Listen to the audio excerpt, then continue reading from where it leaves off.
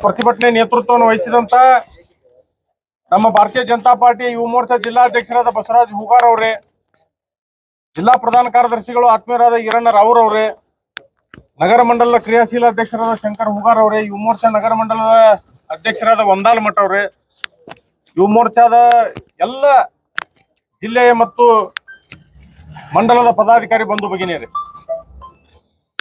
ಬಂಧುಗಳೇ, ಇವತ್ತು ದೇಶದಲ್ಲಿ ಚುನಾವಣೆ ನಡೀತಾ ಇದೆ. ಕಾಶ್ಮೀರ ಹಿಡಿದು ಕನ್ಯಾಕುಮಾರಿವರೆಗೂ ಭಾರತೀಯ ಜನತಾ ಪಾರ್ಟಿ 400 ಪಾರ್ ಅನ್ನುವಂತ ನಿಟ್ಟಿನಲ್ಲಿ ಸಮಗ್ರ ದೇಶ ಇವತ್ತು ಭಾರತೀಯ ಜನತಾ ಪಾರ್ಟಿಯನ್ನು ಬೆಂಬಲಿಸಿ ನರೇಂದ್ರ ಮೋದಿ ಅವರಿಗೆ ತಮ್ಮ ಬೆಂಬಲವನ್ನು ವ್ಯಕ್ತ ಮಾಡಿರೋದ್ರಿಂದ ಕರ್ನಾಟಕ ರಾಜ್ಯದಲ್ಲಿರ್ತಕ್ಕಂಥ ಕಾಂಗ್ರೆಸ್ ಸರ್ಕಾರದ ಮಂತ್ರಿಗಳು ಮತ್ತು ಕಾಂಗ್ರೆಸ್ನ ನಾಯಕರು ಹತಾಶೆಗೊಂಡು ಇವತ್ತು ಕರ್ನಾಟಕದಲ್ಲೂ ಕೂಡ 25 ಸೀಟನ್ನ ಮತ್ತೆ ಗೆಲ್ತಾರೆ ಅನ್ನುವಂತ ಒಂದು ಹತಾಶೆ ಭಾವನೆಯಿಂದ 28ರಲ್ಲಿ 25 ಸೀಟ್ಗಳನ್ನ ನಮ್ಮ ಭಾರತೀಯ ಜನತಾ ಪಾರ್ಟಿ ಗೆಲ್ಲೋದ್ರಿಂದ ಹತಾಶೆಗೊಂಡು ಕಾಂಗ್ರೆಸ್ ನಾಯಕರು ಇವತ್ತು ಸನ್ಮಾನ್ಯ ನರೇಂದ್ರ ಮೋದಿ ಅವರ ಬಗ್ಗೆ ಅತ್ಯಂತ ಹಗುರವಾಗಿ ಮಾತನಾಡ್ತಾ ಇರ್ತಕ್ಕಂಥದ್ದು ನಾವೆಲ್ಲ ನೋಡ್ತಾ ಇದ್ದೇವೆ ಬಂಧುಗಳೇ. ಕಾಂಗ್ರೆಸ್ಸಿನ ಸಂಸ್ಕೃತಿ ಇವತ್ತು ಇಲ್ಲಿ ಅನಾವರಣಗೊಳ್ತಾ ಇದೆ.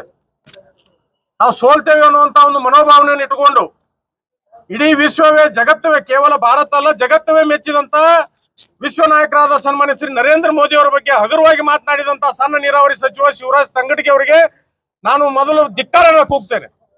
ಶಿವರಾಜ್ ತಂಗಡಗಿ ಅವರು ಆದಷ್ಟು ಬೇಗ ಸನ್ಮಾನ್ಯ ನರೇಂದ್ರ ಮೋದಿ ಅವರ ಬಗ್ಗೆ ಕ್ಷಮೆಯನ್ನ ಕೇಳಬೇಕಂತ ಹೇಳಿ ಆಗ್ರಹಿಸ್ತೇನೆ. ಇಲ್ಲದೆ ಇದ್ರೆ ರಾಜ್ಯಾದ್ಯಂತ ಉಗ್ರ ಹೋರಾಟನ ಹಾಕೊಂಡು ನಾವು ಭಾರತೀಯ ಜನತಾ ಪಾರ್ಟಿ ಯುವ ಮೋರ್ಚಾ ನೇತೃತ್ವದಲ್ಲಿ ಮತ್ತೆ ಪ್ರತಿಭಟನೆ ಮಾಡ್ತೇವೆ ಅನ್ನುವಂತ ಮಾತನ್ನು ಈ ಸಂದರ್ಭದಲ್ಲಿ ಹೇಳ್ತೇನೆ.